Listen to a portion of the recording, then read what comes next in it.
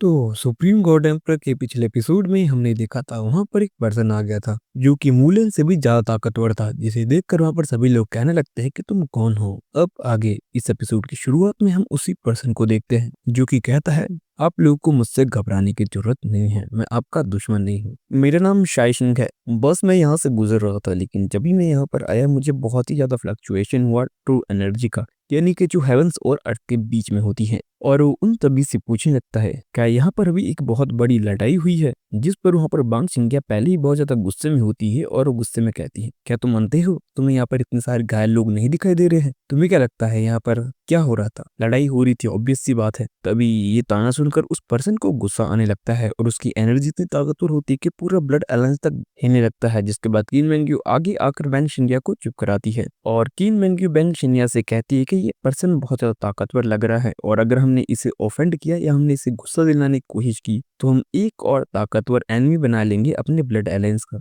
जिस पर वो पर्सन अपना गुस्सा शांत करते हुए कहने लगता है, आप लोग मुझे माफ कर दीजिए, मैं तो बस यहाँ से गुजर रहा था, लेकिन तभी मुझे बहुत ही तगड़े लेवल की ट्रू एनर्जी महसूस हुई और मुझे लगा यहाँ पर किसी ने फॉरबिडन टेक्निक को इस्तेमाल किया है। मैं यहाँ पर आप लोगों से लड़ाई करने नहीं हूँ, लेकिन मैं आपसे कुछ पूछना चाहता हूँ, क्या यहाँ पर अभी किसी ने फॉरबिडन टेक्निक का इस्तेमाल किया है? जिस पर वहां पर बूढ़ा आदमी कहता है, फॉरबिडन टेक्निक? जिस पर किन मेंग्यू हमें बढ़ते हुए उससे कहती है, हाँ आपने बिल्कुल सही कहा, अभी अभी यहाँ पर एक फॉरबिडन टेक्निक इस्तेमाल हुई है। क्या आप उसी टेक्निक के बारे में बात कर रहे हो जिससे आप अपने लाइफ स्पैन को सेक्रीफाइस कर कर अपनी पावर को बढ़ा देते हो? और ये बात सुनकर वो काफी ज्यादा हैरान हो जाता है और कहता है, क्या यहाँ पर अभी अभी लाइफ सेक्रिफिकेशन टेक्निक का इस्तेमाल हुआ है? जिसके बाद वो किन मेंग्यू को देखता है और सोचने लगता है, the divine soul of ice emperor, और ये औरत प्रेग्नेंट भी है। जिसके बाद किन मेंग्यू उस पर्सन से कहती है, आखिर तुम हो कौन? जिसके बाद वो पर्सन कहता है, मैं आपको यहाँ पर कोई भी हार्म करने नहीं आया हूँ, बस क्या आप लोग मुझे इतना बता सकते हो कि वो फॉरबिडन टेक्निक जो अभी यहाँ पर इस्तेमाल हुई है वो किसने की? जिसके बाद किन मेंग्यू उसका जवाब देते हुए कहती है, जिसने फॉरबिडन टेक्निक इस्तेमाल की है उसका नाम है मोयुन, वो हमारे अलायंस मास्टर हैं। और मोयुन का नाम सुनकर वो पर्सन वहां पर बहुत ही ज्यादा शॉक हो जाता है, जिससे उसकी पावर अनबैलेंस हो जाती है और पूरे आसमान पर काले बादल मंडरा जाते हैं। जिसके बाद पूरा ब्लड अलायंस हिलने लगता है। जिसके बाद वो अपने सेंसेस में वापस आकर उनसे माफी मांगते हुए कहता है, मुझे माफ कर दीजिए, मैं बस अपने पास्ट में चला गया था।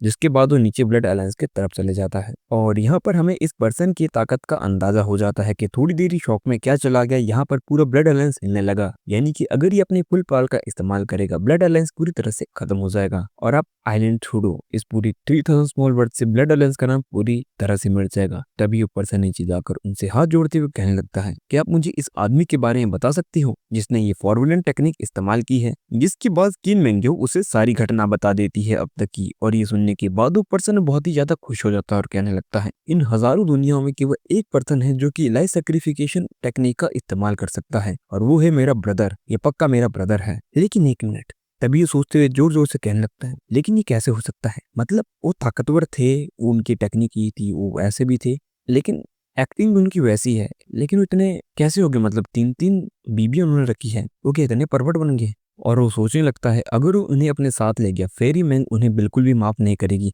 ब्रदर आपने क्या किया? जिसके बाद वो खुश होते हुए कहने लगता है, मुझे ये बात पता थी, मेरा ब्रदर इतना ज्यादा ग्रेट है, वो मर कैसे सकता है? और वो खुश होने लगता है। जिसके बाद वो खुश होते हुए कहने लगता है, देखा स्वर्ग कभी भी आपको निराश नहीं करता, 10,000 सालों के बाद मैं फाइनली अपने भाई से मिल पाऊंगा। और वो खुश होने लगता है और अपने भाई को याद करने लगता है और यहाँ पर हमें पता लगता है कि ये 10,000 साल पहले के मुयून का ब्रदर है।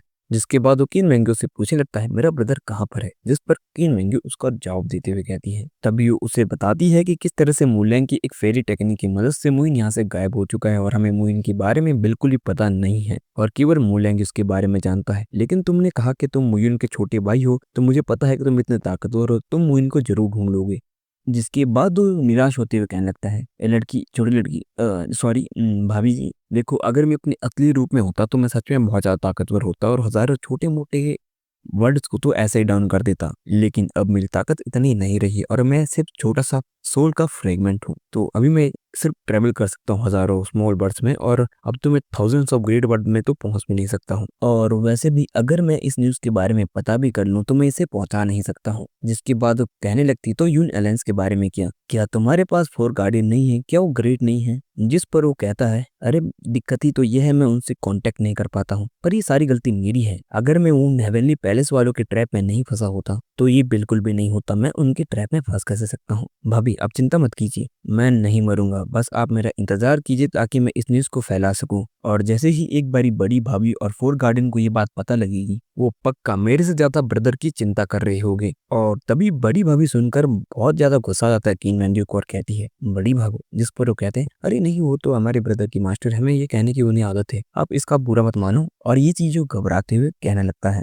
जिसके बाद किंग मैंड्यू कहती है, ठीक है चुप रहो, मुझे उसके बारे में पता है। जिसके बाद वहां पर शॉन्ग चिंग कहता है, भाभी आप चिंता मत कीजिए, मेरे सोल के बिलियंस ऑफ फ्रेगमेंट पूरे स्मॉल बर्ड्स में ढूंढने के ब्रदर को, हर एक छोटा बर्ड्स, मैं कोई भी बर्ड्स नहीं छोड़ूंगा जब तक मैं ब्रदर को ढूंढ नहीं लेता हूँ। और वो कहता है, आप चिंता मत कीजिए, मैं उन्हें जरूर ढूंढ लूंगा, और जब मैं उन्हें ढूंढ लूँ तो सबसे पहले मैं आपके पास आऊंगा। जिसके बाद वो हंसते हुए कहने लगता है, वहां पर जाते हुए कहने लगता है, ठीक है, जिससे पहले मैं उन्हें ढूंढने जाऊं मैं आप लोगों की एक मदद करूंगा, बदले में जब वो आपके पास आए तो आप बताओगे कि मैंने आपकी मदद की।